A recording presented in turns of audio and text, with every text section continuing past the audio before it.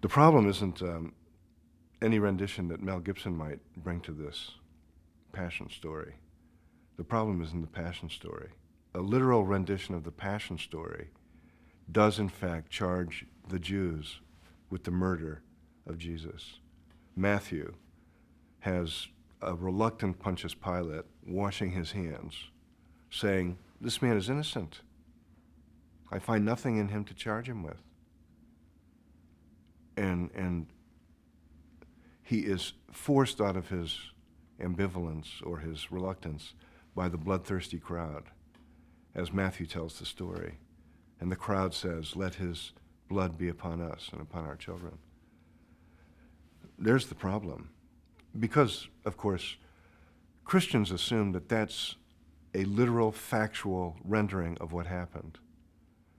That's because Christians assume that the Passion of Jesus in the Gospel of Matthew was written by an eyewitness, probably soon after Jesus died. Jesus died in the year 30.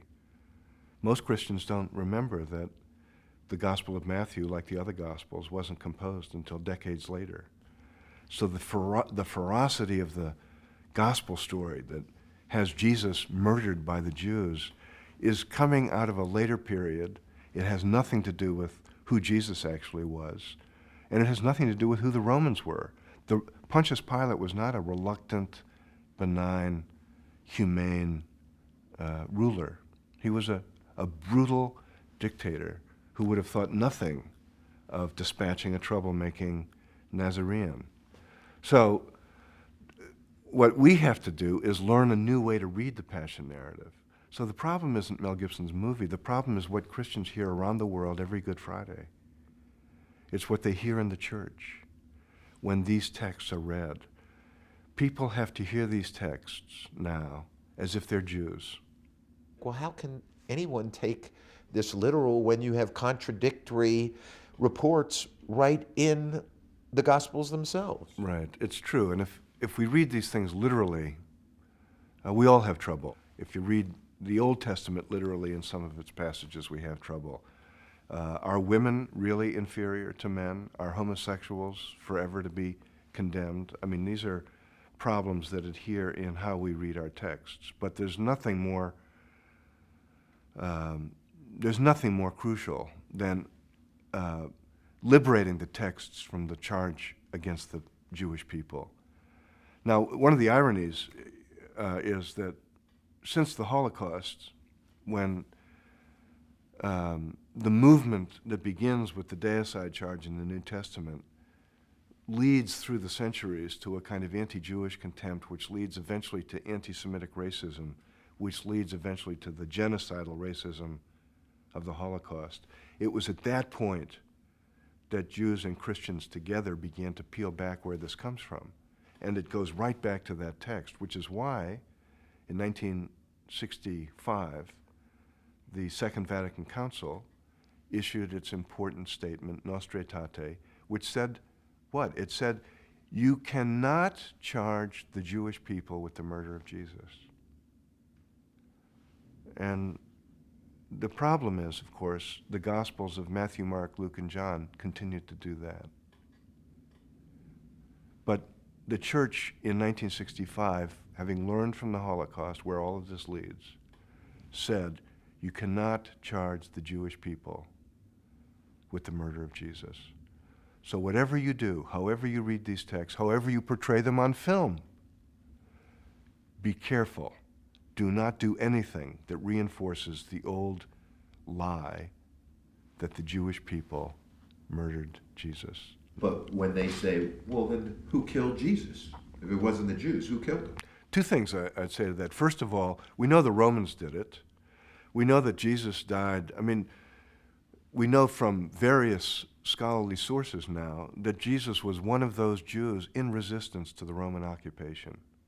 And that's the context within which to tell this story. The Gospels remember it as Jesus against the Jews. We know now from studies of history that it was Jesus with other Jews against the Romans. That's the context in which to tell this story. And that opposition somehow got him in trouble with Rome. and Rome killed him as a Jew. So that's who killed Jesus. And we should insist on that in a way that the Gospels don't.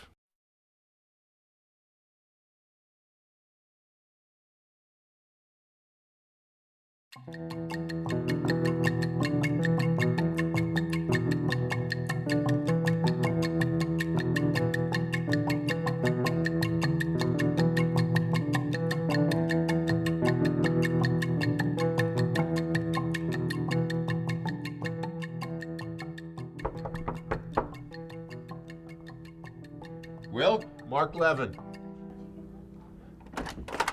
Door wasn't locked. Come on in, Mark. How you doing? Glad to meet you. Good to Glad meet see you. you. I got the My crew with me. God. They never stop.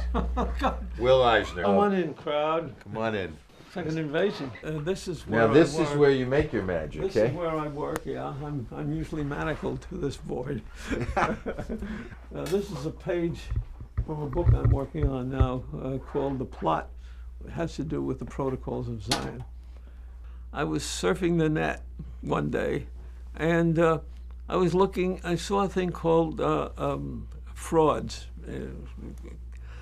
So I punched it, and up came the Elders of Zion. So I punched it further and got a copy of it. It was being broadcast by the Nations of Islam and Islamic.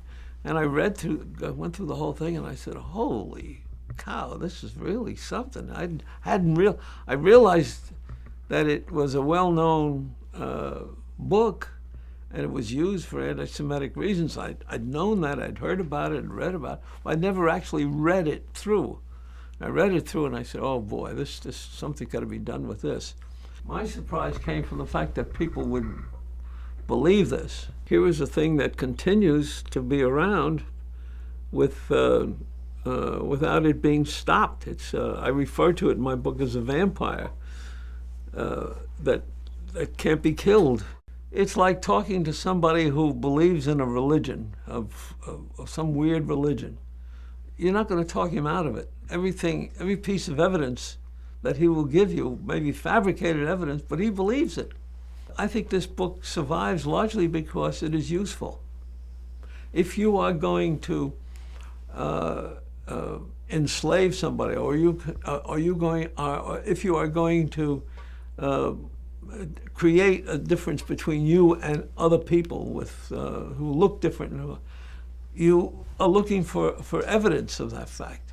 It's the way they did during slavery, where they had, in this country, lots of guys were writing articles, learned articles about how African Americans were genetically inferior to us and so forth. So a guy might sit down and write a false document like that, a fabricated document. But if you were in the business of trying to keep these people down, you would use it.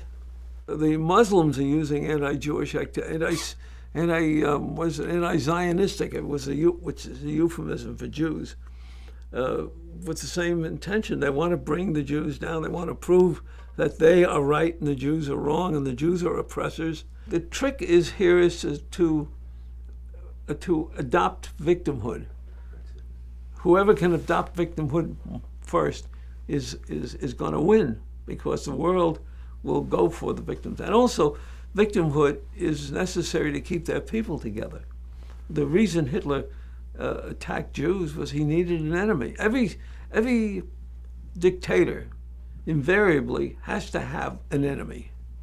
They either go to war and create an enemy, or they have an internal enemy. Hitler's first statement was the Jews betrayed the Germans.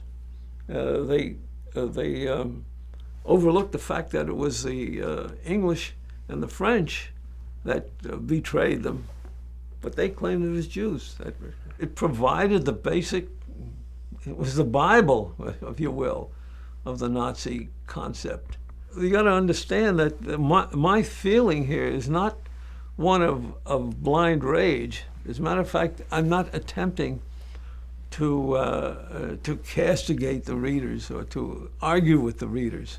All I'm doing is providing an evidence of the history of it, which fills a void that doesn't exist right now. And by showing the history, I'm showing the fact that it's a fraud. So, Will, let me get this straight. The story you're telling in the plot is that the Protocols of the Elders of Zion actually was a forgery of a political pamphlet that was written in France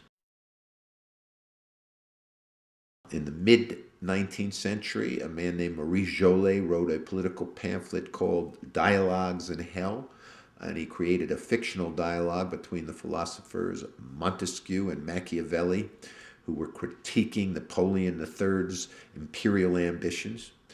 And a Russian immigrant at the end of the 19th century, a gentleman named Golovinsky, got a hold of this. He copied it and then changed the names and put the Jews in there and claimed, I've got the secret plot of the Jews to run the world. And he got it to Moscow through this religious fanatic, Sergius Nilus.